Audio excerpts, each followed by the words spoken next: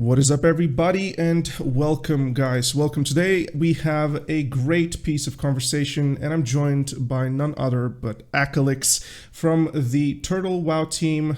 And I do hope I didn't butcher that. Akalix, could you be so kind and just, tell the people who you are before we jump into the hot stuff?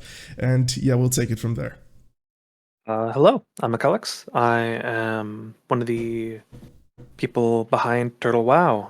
I am the community manager for the EU network. I do a variety of things around the project, but overall, one of my main things is that I am sort of the public voice of the team.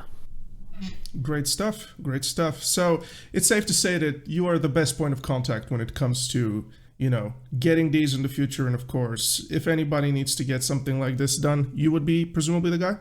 Yes, I am the person for Talking Turtle. Awesome. Awesome. Good to hear. Now, before we really jump into the topic of this conversation, which is obviously the absolute huge endeavor that you guys have upon your shoulders, and that is the Tower of Karazhan and everything coming with it, I need to ask, considering everything that's been happening recently, how's the mood going on with the Turtle dev team? Because, and not just the dev team, all of you guys, considering everything that's happening, how do you fare? Are we all good? Is it over? That's basically what I'm going to ask. It's been a rough couple of weeks. It's been a little bit stressful, and it's been a bit tiring for some people on the team. But we've been doing what we can to get everything back in order, back up and going. I'll use this as a chance to reiterate the fact that we heavily encourage everyone: make a unique, secure password for your account. Don't use something that you've used elsewhere, and don't use something easy to guess. And use two-factor authentication. Those two are massive steps that you can do to prevent yourself from ever getting hacked or ever having any sort of issue like that. And it's something that we more than encourage. And we even, if you do it for your Turtle WoW account, we even provide you with some free donation tokens for that. Absolutely. I did this myself, and I also made a little update video on my YouTube up until I had to do a little bit of a hide for a little while, but that will come up after the interview as well. So I try to also promote that. It's super important, by the way, security, especially when we're talking about fan service, exceptionally important, and people should treat that with due diligence. Now, we're happy to hear that you guys are obviously, at least in a better moods, and hopefully everything is back on track.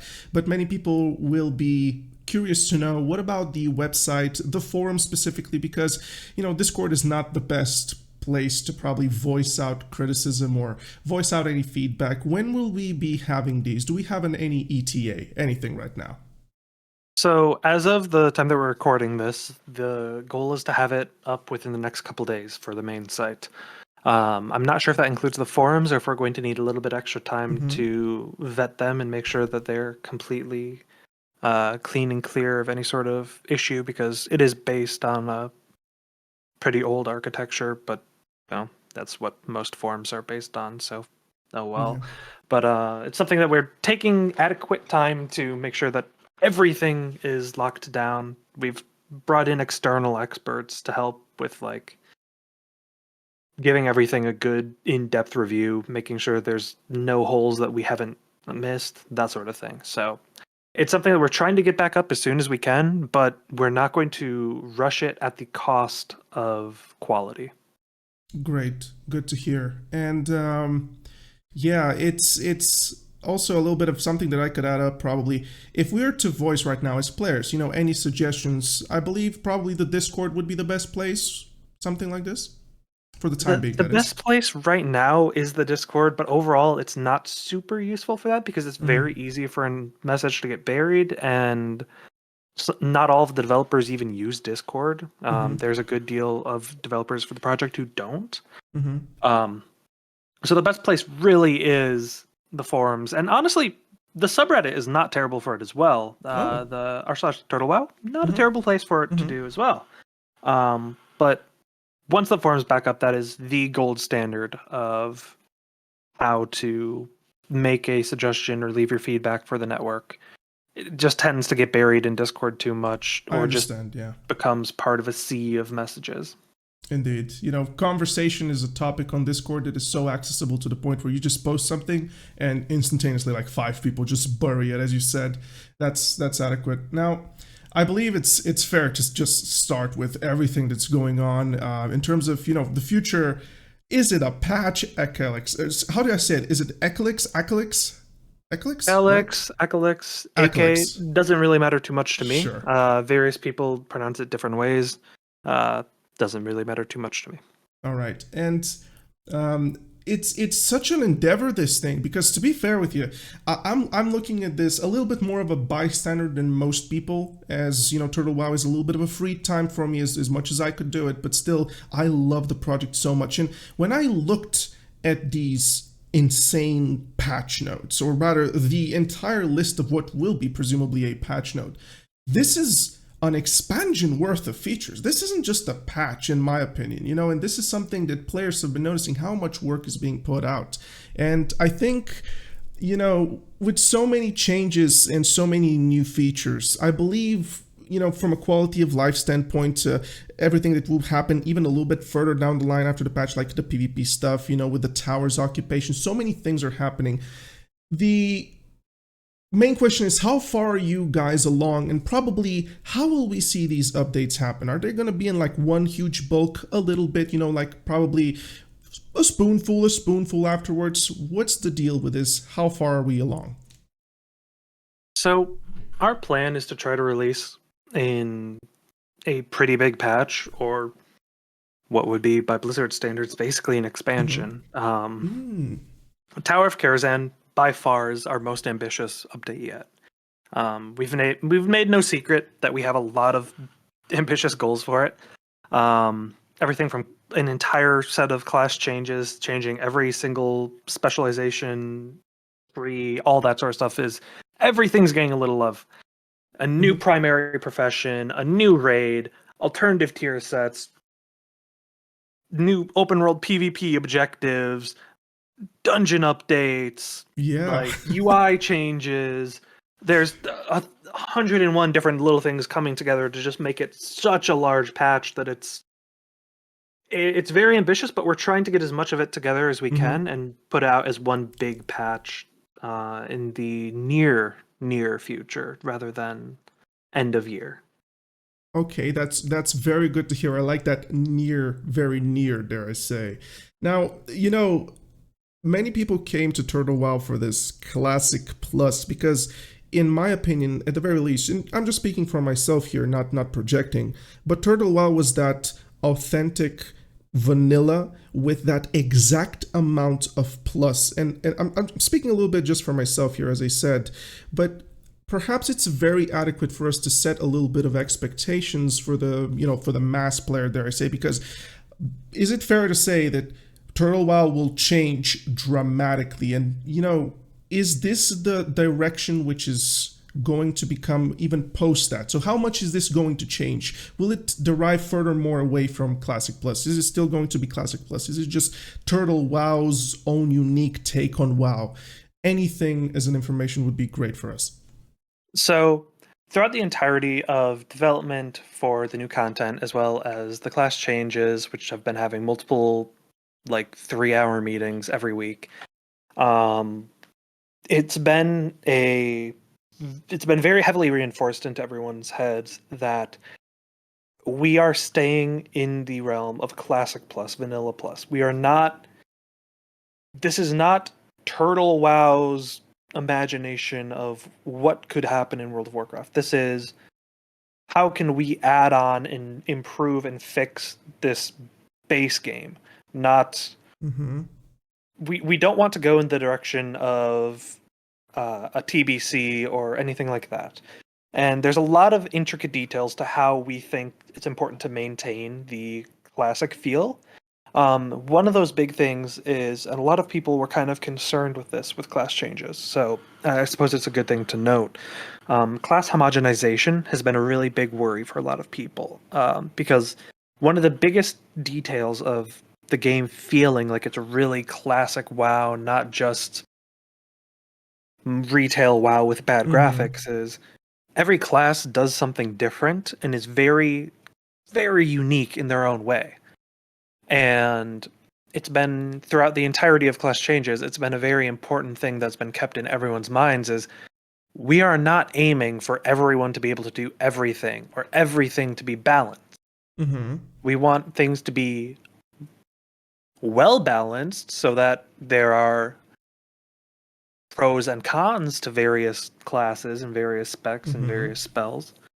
But we do not want it to be, oh, well, you could choose a mage or a priest or a warlock, and it's just a cloth caster, it's going to do the Mm-hmm. same thing anyway. No, Mm-hmm. that's completely against the idea of an RPG where your character matters, who you are matters.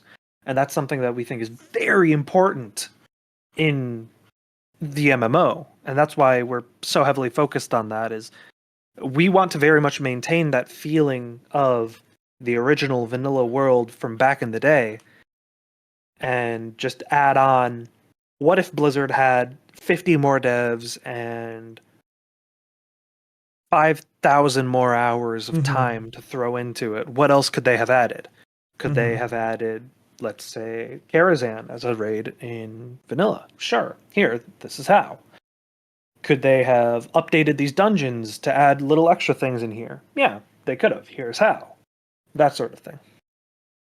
Absolutely, and it's so essential also, and I totally back you up on this. And even though that's coming from a guy that plays a protection paladin, basically the mentality of the inferior tank, but still one that could do better in some situations. You know, as you say, the who you are and what you play being that pivot point. I think that's healthy, and I think that truly is vanilla. And you know, whenever we're talking about Tower of Karazhan, you know, right now, and this is a little bit of a side thing, you know, I expect me to throw a couple of these, you know, unscripted, but you know, in the Tower of Karazhan splash art, or whatever you would like to call it, the loading screen, which you guys will hopefully be using because it's a phenomenal piece, by the way, super detailed, it's crazy intricate. It's right beautiful. now, it's beautiful, dude. It's amazing. You guys, just so I'm correct on this one, you guys hired artists specifically full time for this. We have brought in new artists for this art. The artist behind that and a couple other pieces that we have in the works. Which, yeah, there are more actually to come from that artist. You can see another one. There was a Keeper Gnarl Moon, I believe. Yes. That was also by the same artist, Lionel Schramm, I believe, is their name. We've brought in just amazing talents like that because we really want to. We don't want to just like cheap out on one part here, one part there. It's something we really believe is one of the reasons that people prefer us over a lot of other projects over the years is because we are able to provide the extra 5% to really feel Blizz-like that other people won't do because to most people it doesn't really matter. It doesn't have to be this amazing splash art. We could have just used, you know, whatever loading One. screen. Yeah. But instead of using whatever loading screen, we're using this custom one that just works so well, and it just adds that extra 5% where we have like the custom OST in the background, and we have it's that little extra detail to make it feel complete that adds the Blizz-like feel. That's something we're really passionate about doing. It is. It's not, you know, the way you describe it, that extra 5%, I'm just going to throw in something synonymous. This is fan service. This is literally fan service through and through. This is delivering above expectations. And when I commented on this on Twitter, because this was shared on Twitter, and I commented, you guys are just going through and through, above and beyond yourself.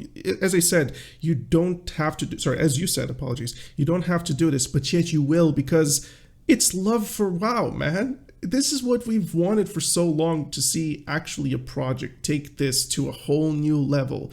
Because to be fair with you, and I'm gonna say this, it's not even a hot take, you know, Turtle WoW has inspired a recent retail product entirely. And I'm sure you know what I'm saying, and I don't want to just, you know, go into a Clearly, I conflict with have this. no idea what you could possibly mean. Oh, absolutely none. It's not like they took it away and they just pasted it there, you know. But it's so good because you guys really show love for WoW, and this is why people feel so, dare I say, cozy here. It's a fantastic community with fantastic staff that treats the game with love. What more could you want?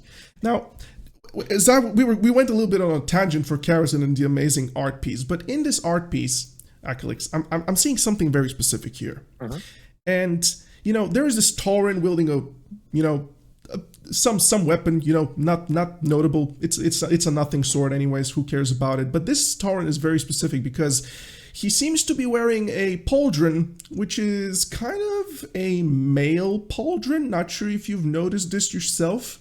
And as far as I'm aware, I'm not I'm not a dev. I'm not a rocket science engineer, but he's wearing a very lighter than plate pieces. So maybe I'm spotting potentially shamans in this splash art. Are there shamans in this splash art? Anything you could tell us? I mean, who knows what class changes is going to hold? It could also be the Erdl WoW feature of transmog. Who knows there? It Could be could that as be. well. It could be. Yes, indeed, it could be. That's something to get people excited. And I hope I didn't just introduce something that you gotta put in. But I love those pieces because they also tell a story, and also it's a very cool way for you guys to perhaps leak something. But as you say about the class changes, and I think it's very important for us to kind of not go too deep, but I really want to know about your philosophy. As you said earlier, with class changes, you want identity to be to drive situational decision making, but as much as that applies generally pretty well for World of Warcraft Classic, when you look at the Paladin, you think, well, the best place where a Paladin performs is versus Undead. When you look against different specializations, you can drive to the very same conclusions. And my main question for class changes in particular, and it's not just me, people are asking, in terms of viability, are we taking an improvement in that direction, such as, hey, we really want to have, as you say, not as you say, but rather something that's being shared already, shaman tanking, poison rogue specs. What's the philosophy? Because as you say, you want them to all have a place, but will they have a place?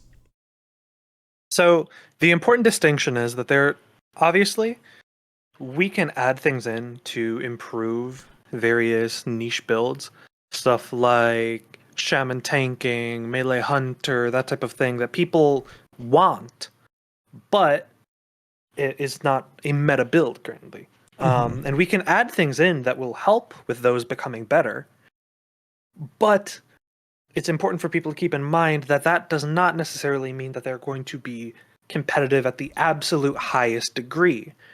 Just because we add in a spell that allows a melee hunter to do something different doesn't mean that we are saying, yes, melee hunter should be able to do the same damage output that a fury warrior should be able to do.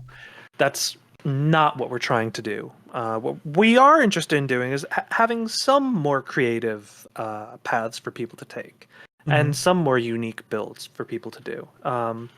The game is relatively solved. It's a 20-year-old game now. Yeah. It has a good amount of thought and time put into it. So it would be very fun to see people having to really truly theory craft again and having to think about the game, how to push it further, push the limits of what can and can't be done. And that might even be something that has to happen if you want to be able to complete Karazhan and Grim Batol. These are going to be harder than Naxxramas. A little bit of a teaser there. Okay.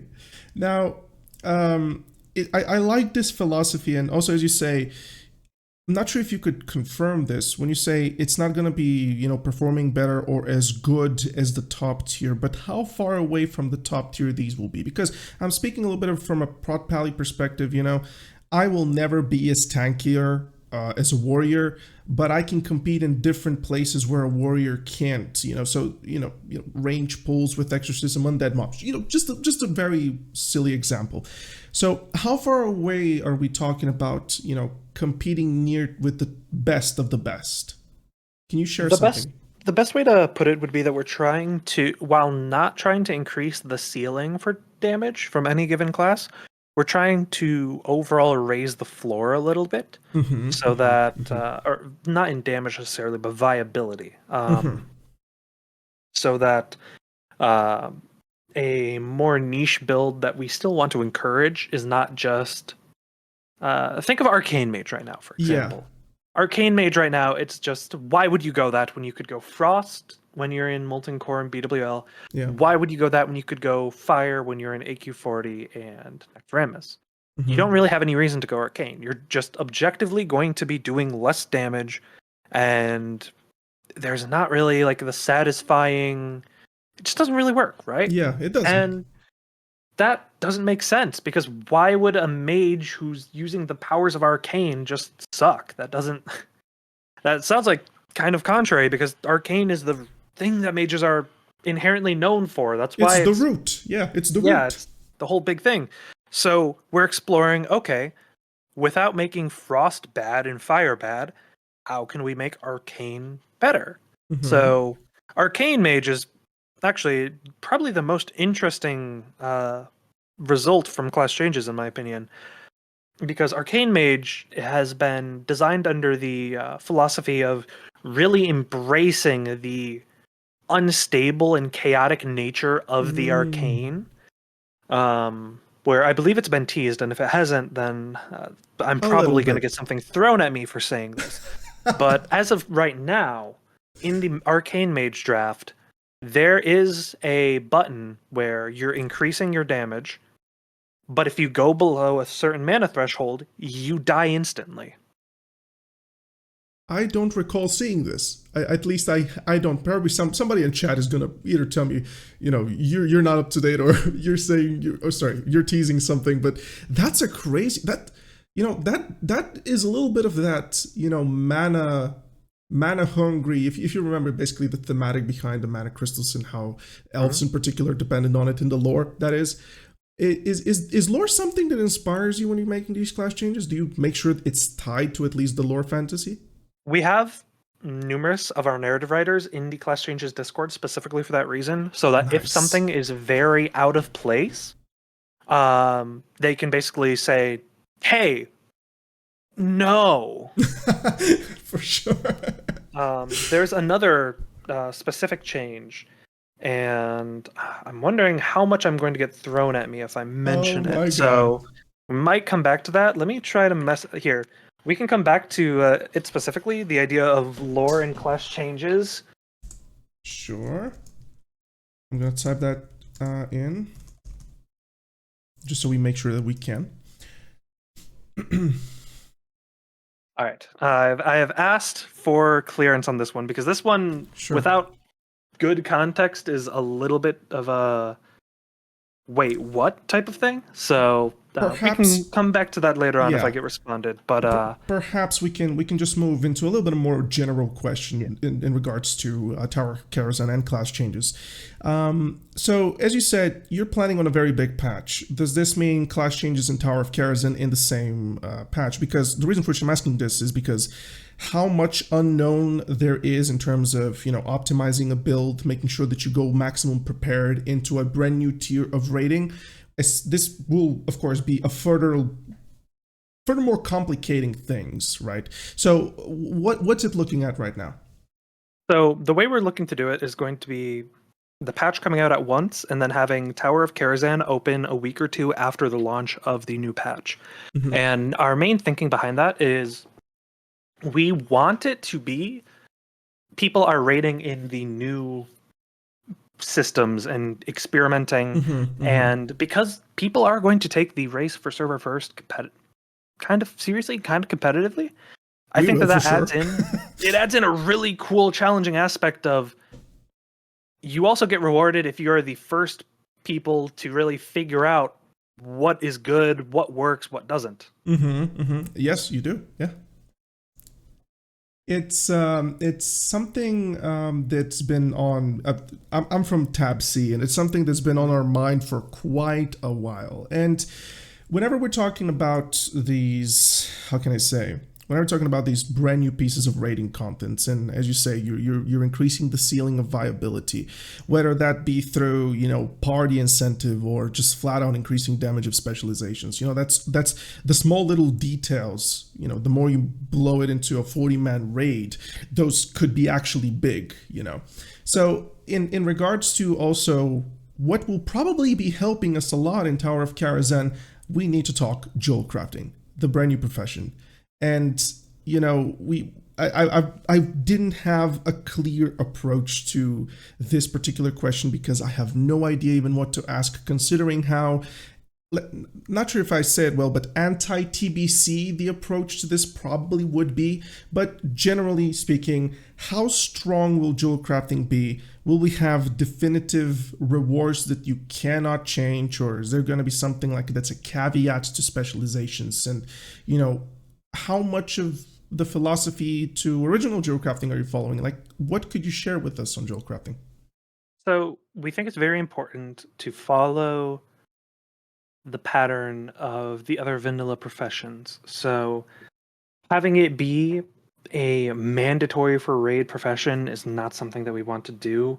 We don't want to make it you have to have a Jewelcrafting that you can, because it doesn't work for some people. Like some people don't want to be a druid who their entire thing is that their character is all about nature, and they're an alchemist who does herbalism as well, and it fits together and it makes sense to them, and they have to drop their alchemy because, well, we already have a guild alchemist and we need you to have Jewelcrafting so you can get plus 13 strength to your chest. Like that just sounds like it sucks a lot, because it does. Because that's just not fun.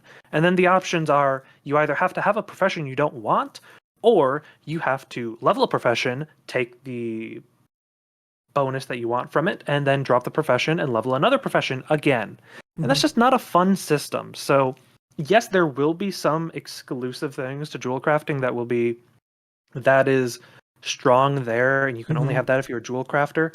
But it'll be the same way that engineering has certain, like, has a good frost resist trinket, or has sappers, or how there's various other things for various other professions, various items that are bind on pickup that you can make as a blacksmith, that type of idea, where it's going to have power, but it's not meant to be overpowered to the point of being mandatory. On the topic of engineering, perhaps, in the higher in the competitiveness you go with your raid group and the guild in general, you kind of see engineering pretty much picking up over everything else. So, and whenever you scale a raid up, you would see how damage increases so much to the point where, engineering is just static damage. It will probably still be super prominent, but I'm not sure if we can throw in a question here for engineering, which is, of course, outside of what we agreed upon, but will we see something done with engineering? Because it's a profession which delivers performance and truly is not a profession that yields gold. It really doesn't. So perhaps anything, if you could, you feel free to skip if you want. We don't have a ton of big changes planned for it, but I'm fairly certain that there's going to be a couple new engineering recipes, considering basically every profession is getting new recipes, new items. The patch is going to have over 1,800 items. It's going to be sizable. So, wow. Various different professions are going to get changes. They might not be huge, but they're going to be something for everyone. Yeah, that's good. That's good. I wonder what maybe on the topic of cooking, if we'll see something new, because there are a couple of very interesting ideas being thrown, or rather have been thrown into the forums, about very cool specific foods for specific classes, this and that. People, they like to theorize their way through viability anyways, especially in my class. But when we talk about professions being very important, especially when we're taking progression into consideration, progression means Tower of Karazhan. So let's just ask a couple of questions, whatever you can go clear on. How many bosses will we see in Tower of Karazhan?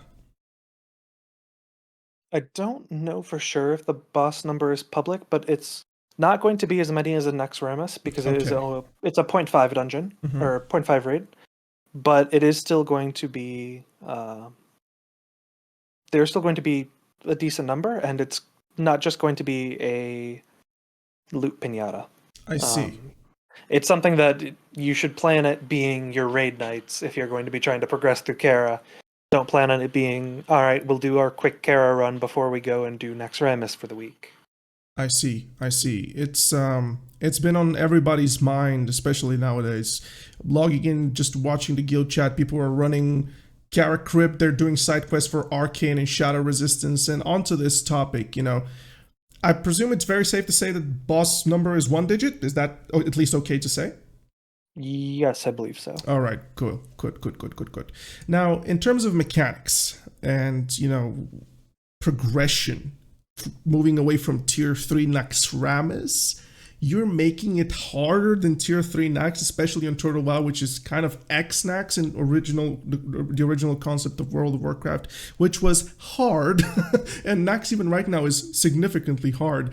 How much harder will be, if you could say, Tower of Karazhan? So, Tower of Karazhan is meant to be a step up from Nax, where it's a bit harder, a bit better stats on everything, a bit more difficult. And then the real goal is we're hoping Grim Batol is going to be really the wall Wow. for some people. Specifically, maybe guilds will be able to get a boss or two out of Grim Batol pretty easily, but we don't want just anyone to be able to clear Grim Batol. We want it to actually have to be a serious effort where your guild has to sit down and go, okay, guys, how are we going to do this?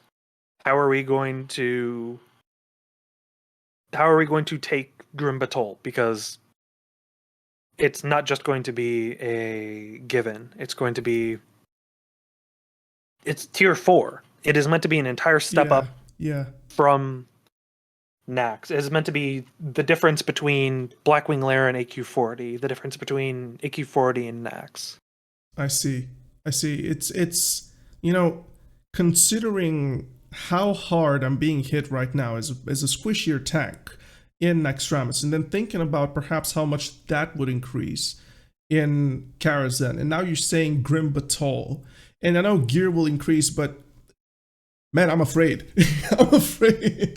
The way you said Grim Batol, you want just people to get perhaps, 1 or 2 bosses cleared. You really want this to be the wall as in the hardest of the hardest, as in only a certain number of classes, combinations, this or that. Is this the approach? If you could say, I probably Grim Batol is pretty far away. I don't know. So the main goal is that Grim Batol really requires you to have 40 people paying attention. Because unless you're going actively for speedruns in Nax, realistically, you do not need to have 40 people playing at 100% to clear Nax. It's just not required. It's something that a lot of guilds can get it down to one night while still being fairly casual, not being super picky on their comp, super picky on this. Still just kind of a dad guild can get it down to one night if they're practiced enough with it.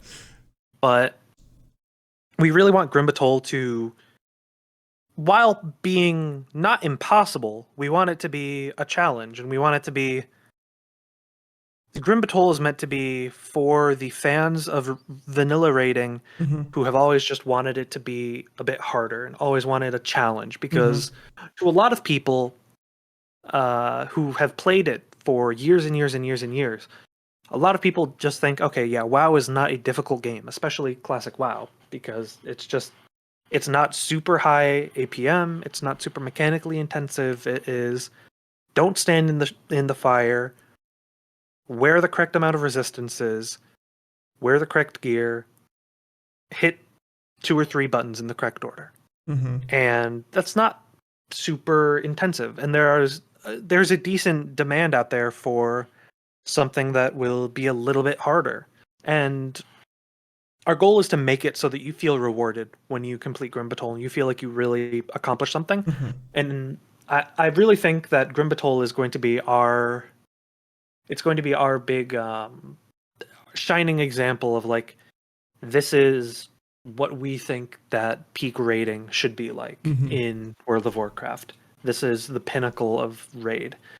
Because it's a completely custom WMO built from the ground up. The entire place is custom with going to have completely unique bosses, going to have its own soundtrack, art, everything. It's being built to be this big thing, this big monumental, This piece. this big capstone to Yeah. raiding on Turtle WoW. And after Grim Batol comes out, we're not planning on doing immediately a tier 4.5 and a tier 5 after. Yeah. We're planning on adding some other raids in on different levels, but not necessarily a tier 5 right away, because there does get to a point where it starts getting really a lot to have at one max level bracket. Yes, so. I agree with you 100% on this one. It's a lot, and some people say that we're having perhaps, this is their opinion, of course, it's been voiced out probably, that we're having perhaps a little bit too much right now, let alone improving upon a tier 5 content.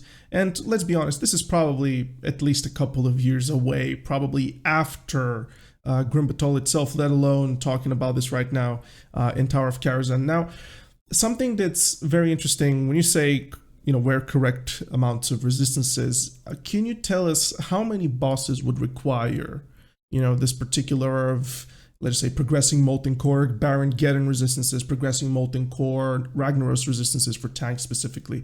Is there anything that you could share onto the resistance front? How important would they be in Tower of Karazhan?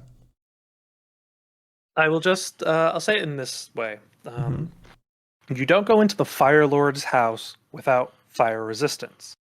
You don't go into the stronghold of the Frozen North and the Lich King without frost resistance. I see. Now you look at the art that we put out of this massive arcane elemental, and you're going to go into the tower that was home of the greatest mage to ever live. Hey, it makes sense. There might be something to dig there, to sort of dig out, find the pieces, put them together. Maybe we should be ready for something, because, I wonder what the massive arcane elemental is going to do as a type of damage. Who knows? Oh my god, that's hilarious.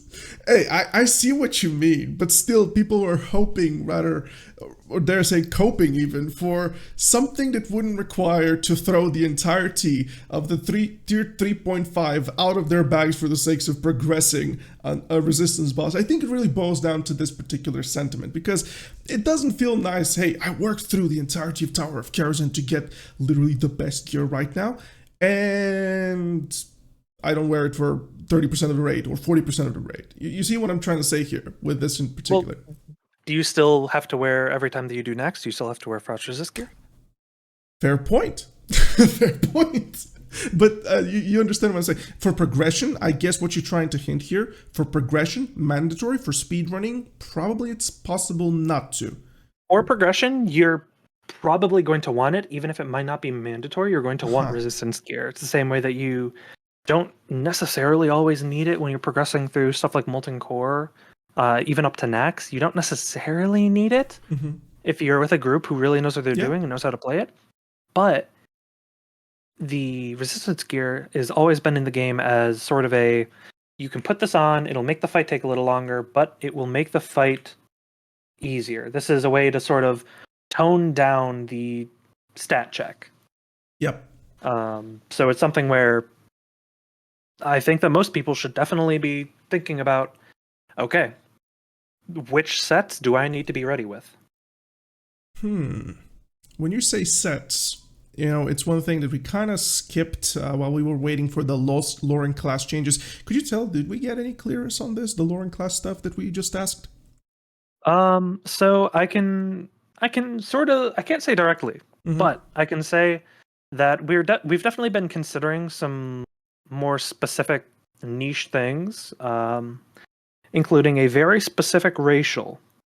And all I will ask is, I'll ask you two questions, because you're a Paladin player, you know the Alliance a decent bit. Yeah. What is Tyrande Whisperwind? A priestess.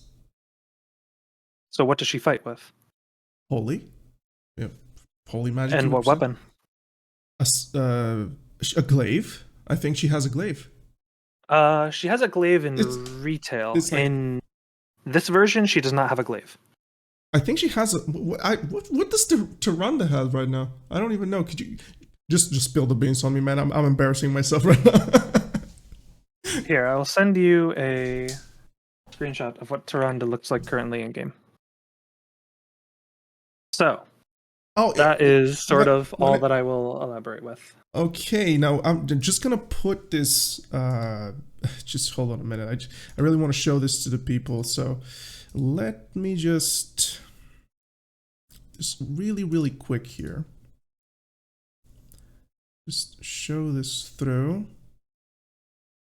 So you're saying, and I'm just gonna show this to everybody and just cover ourselves for a little bit while we transition this. So Tyrande Whispering. Now I remember she had. I said this. This is a glaive, right? The She does have a crossing. glaive on her back there. Yes, Yeah. I am corrected on that one. But Yeah. in her hands is the one that I'm interested in. Is a bow. So you're trying to say that perhaps we will have a priest huntress, something along these lines. Okay, I see. I won't twist your wrist on this one. There is lore for that sort of thing in game. There is. Also, many people probably do not know that originally, if you quest through Felwood, there is a particular night elf over there that was rumored to be a paladin apprentice. So you get something like that, perhaps, in the future. Night elves are pretty much one of my favorite races, I'm just saying. But anyways, this is really good. I like this. I like this. The opportunity to explore the unexplored, especially on a class design level, especially on these small little things that could still connect with the lore so it doesn't break the homogeneousness, dare I say, of the world. It's great. Now, just throwing back a little bit at tier sets and what we said about speed running it and the necessity of resistances, but this is going to be a little bit of a different question. So whenever we saw, it was probably a year and a half, maybe two ago, the rumor first and then the confirmation that tier set reworks, the old tier sets like tier 1, tier 2, tier 3, etc., will come reworked for specific classes and some specializations, not all of them. So we know this was delayed for post-class changes because obviously you're changing the classes. You don't want to make sets that you have to, then furthermore down the line change. Will we see these still, considering the class changes? Okay, good. And when? Soon this after? Patch. This patch? With the entire thing? Yep.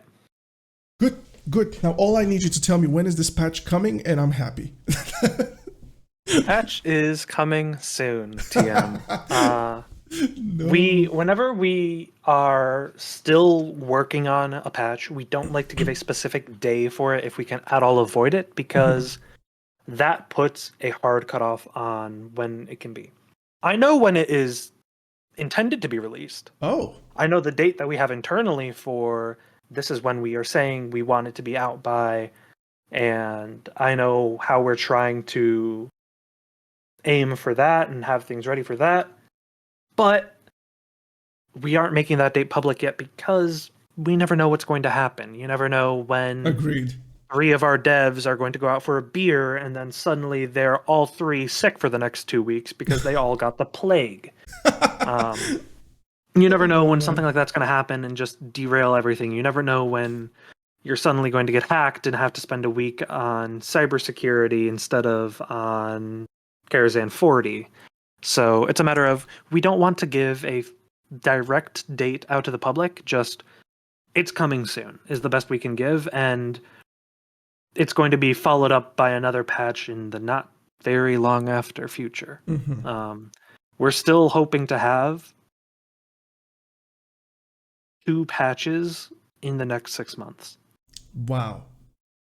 Obviously, they won't be as big as Tower of Karazhan itself, right? It's going to be just add-ups to the current what's going on as a narrative with Tower, correct? Our overall goal is to have Tower of Karazhan out pretty quickly here. And then 1.18 is going to be looming on the horizon in the not super far future from then. My. 1.18.0 will be a lot more focused on leveling, but it's going to have a good deal of content as well. Good. And Grim Batol itself may not be necessarily in 1.18.0. We're still not 100% sure on that. Take your time with this, if you ask Because me. we don't want to rush Grim Batol out the door and end up with an undercooked raid when it is what we want to have as sort of our masterpiece.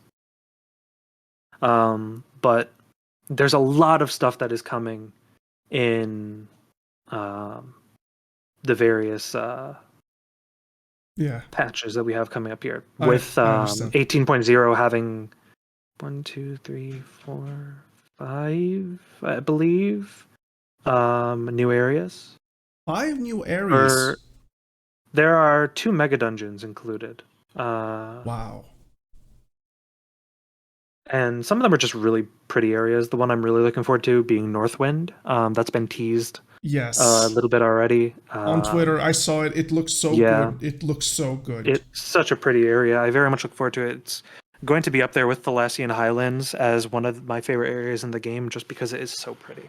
It is really pretty. Now, just so, because we're moving in time, I have a couple of things which I really want to discuss down the line, and probably everybody that's been listening to us right now, where is the PvP conversation? And I would like to stress something here, specifically why I didn't ask you to prep for any PvP questions. I'm not going to throw, blanks at you currently, but rather, if you think about what's coming into the game, tier changes, class changes, that's already heavy PvP impactful. With perhaps, even though we have this, is there anything that you could share with the PvP community in regards to what could possibly arrive additionally, if there is any, for the PvP community with the Tower of Karazhan patch?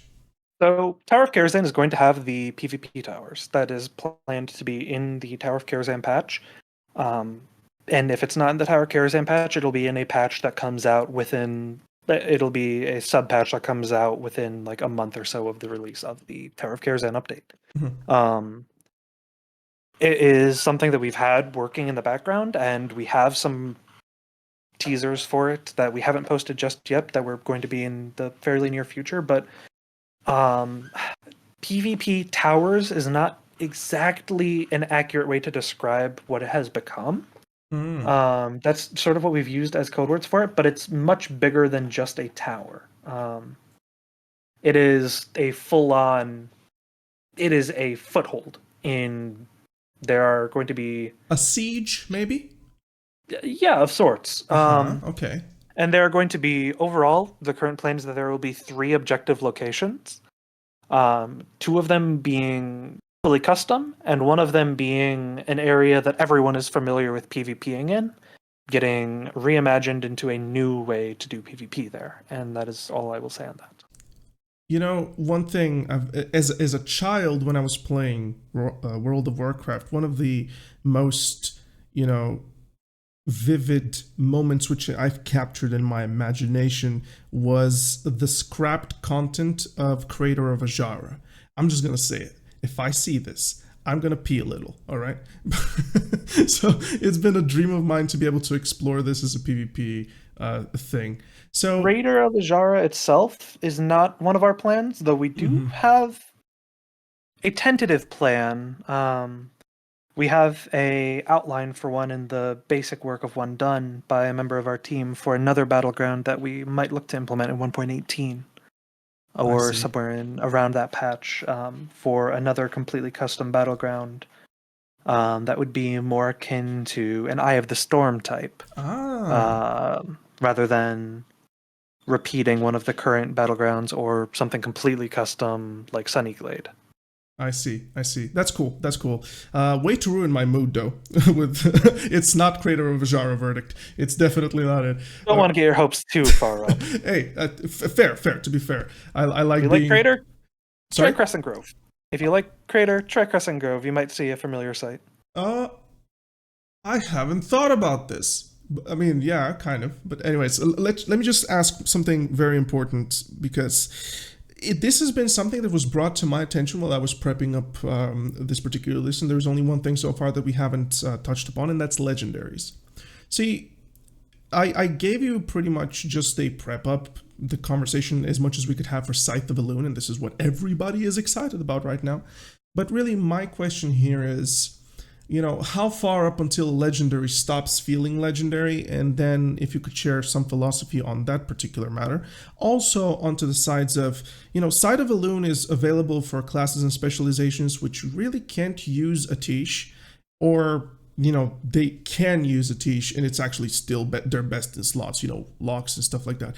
Now, my biggest question is, are you not a little bit worried that you might create a legendary conflict and rather, dare I say, probably remove this particular excitement of them because of how less rare and less rare they become and further down the line? Because Sulfurous is known as right now the orange epic because it's pretty much nothing spectacular. So could you share anything first and foremost onto perhaps changes to Sulfurous, perhaps, how would class changes affect use of Thunder Fury? Because as a protection paladin, Thunder Fury is a game changer. It is simply a ridiculous game changer. And lastly, what could you share on Scythe of Elune? This is more of a general legendary conversation.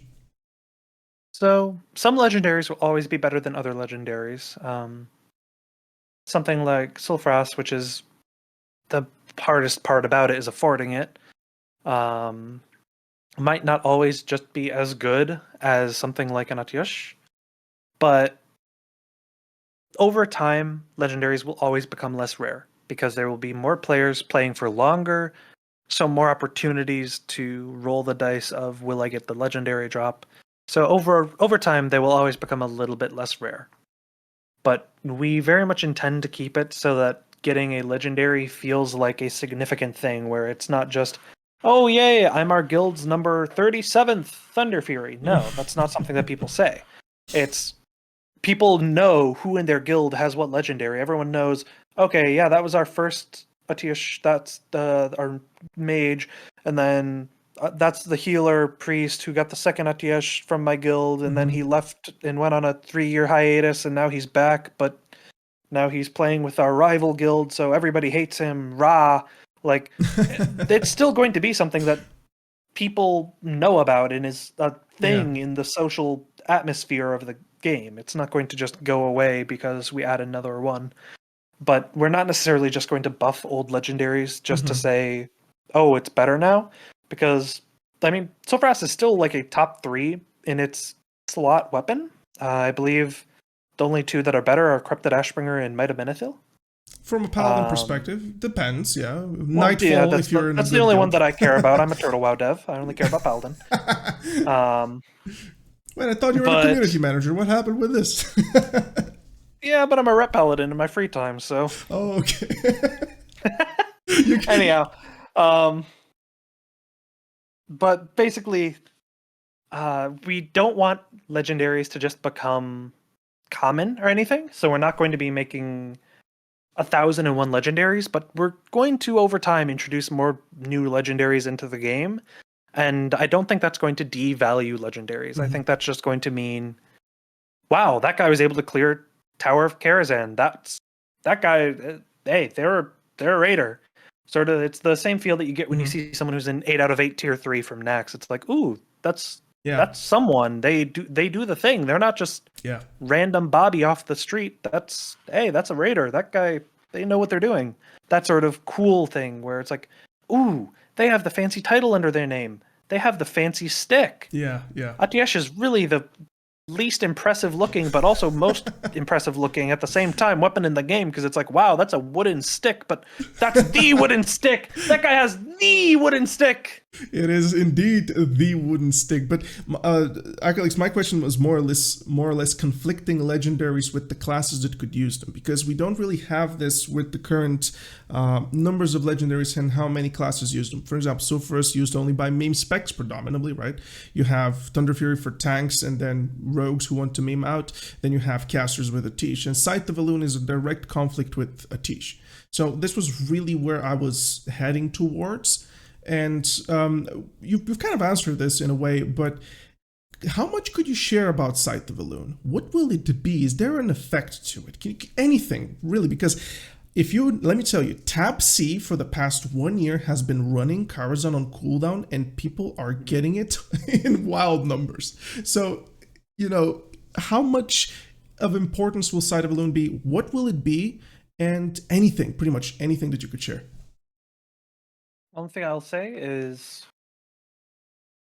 do not go into it with just the expectation of it just being another run-of-the-mill, oh, it's just going to be Atyush, but moon-looking. Uh-huh.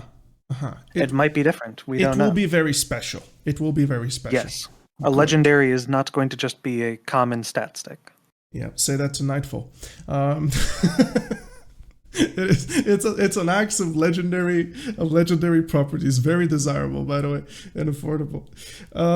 So I believe this is a very good place to just stop it and just say a huge thanks, man. It means a lot that you agreed to this, and also it's a great opportunity for this channel, and I hope we didn't skip anything that the Turtle WoW fan base wanted answers. There again, we can probably sit here and have fun for hours on end, but I'm sure you have things to do.